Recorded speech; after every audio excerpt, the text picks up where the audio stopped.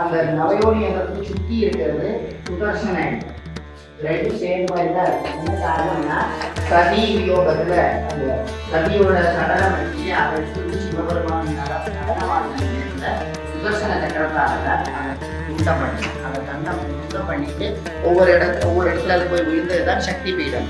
அப்படி துண்டம் பண்ணின அந்த சக்தியை அந்த சுதர்சனத்தாலேயே நம்ம ஆவாகனம் பண்ணினா அந்த கிரியை தான். இல்லை அந்த இந்திரங்கள் பார்த்தோம்னா ஒவ்வொரு கோணா இருக்கும் இல்லையா அந்த தலங்கள், அந்த இந்திரத்தோட தலங்கள் சொல்லுவோம். அது ஒரு ரோ போய் சாதிக்கும், அதுக்கு அடுத்த ரோ ஆண்டிங் ரோ போய் சாதிக்கும். கீழே கோலமா வரைச்சதுனால இப்படி படுத்து யந்திரங்கிறது இப்படிதான் இருக்கும்.